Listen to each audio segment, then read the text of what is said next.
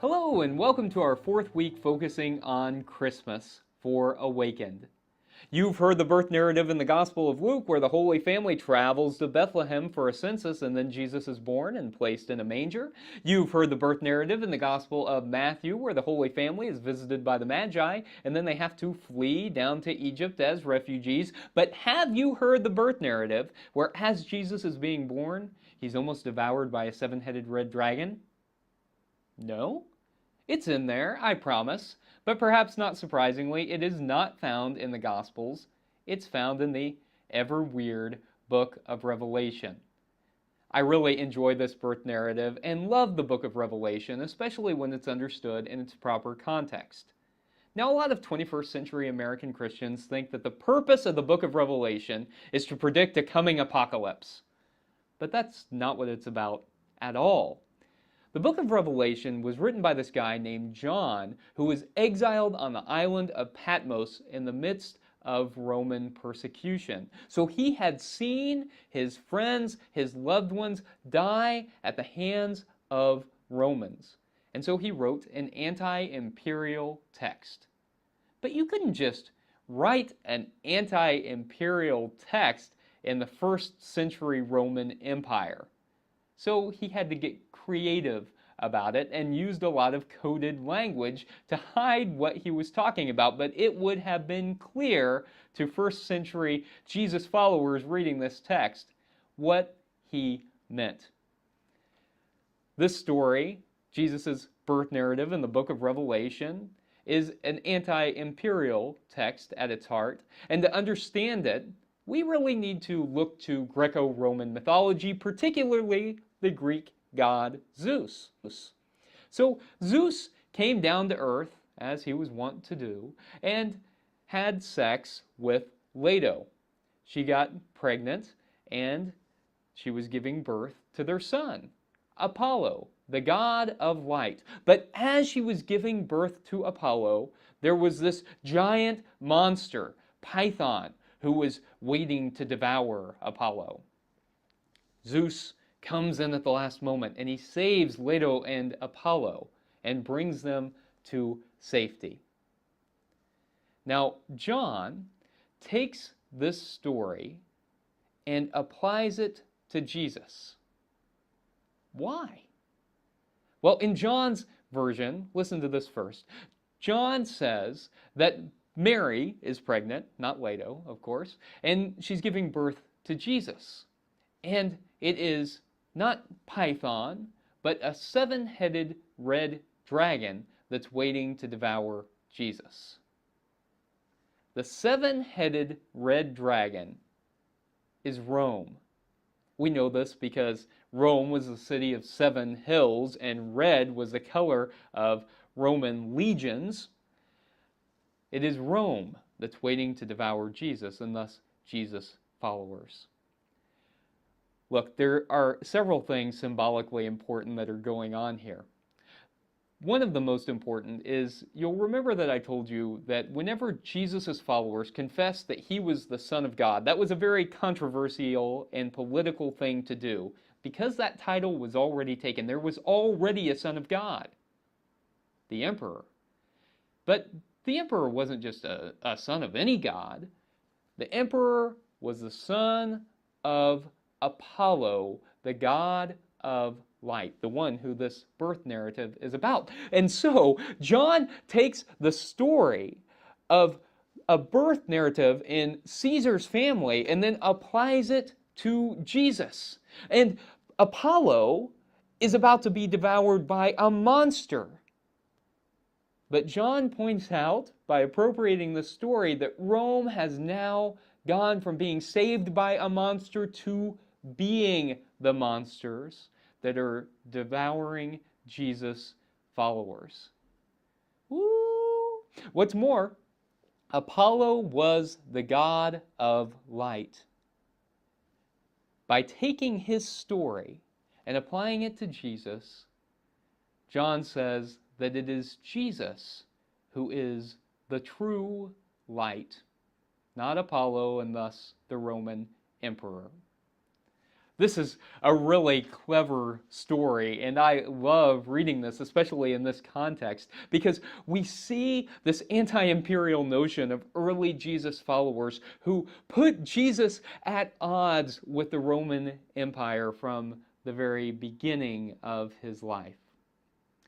Jesus certainly ended up speaking the truth and love to the principalities and the powers throughout his ministry, and was at odds with the Roman Empire because he was proclaiming loyalty, allegiance to God and to the reign of God over loyalty to the Roman emperor and the Roman Empire. Jesus' followers, when they confessed that he was the Son of God, they were saying that they saw God through Jesus and not through Caesar. That they were following the reign of God and not the Roman Empire. That the Roman Empire that achieved peace through conquest and violence was not a strategy that was compatible with the reign of God, because the reign of God achieved peace through the presence of love and justice. And Jesus' followers said that they placed their loyalty in love and justice. Love is what Jesus' message is about at its heart. We hear over and over again that God is love, and that our call as Jesus followers is to love one another as God has first loved us. And so the heart of the Christmas story, perhaps this one in particular, is that we are called to love one another and to build God's reign on this earth through love and through light. This week, we'll light our final candles on our Advent wreath. We'll light the candle of love and think about where we have experienced love in our lives. And we will also light the center candle, the Christ candle, the Jesus candle. And perhaps as we light that this week, we can take special note of the fact that the Roman emperor's divine father was said to be the God of light. And yet Christians confess that it is Jesus who is the light of the world, calling us to be a city on a hill that all can see. That it is the light of love that shines in the darkness, and that the darkness shall never overcome. May it be so.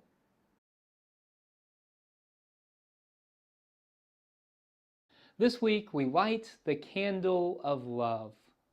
We think about all those places in our lives where we are currently experiencing the most love, recognizing that God is love. God is love, and where we see God in our lives is where we are experiencing love. We are also cognizant of those places in our life and in our world that deeply need love. May this world find the love that it desperately needs. I invite you, as you're turning to your Advent wreath, to light the last blue candle, the candle of love.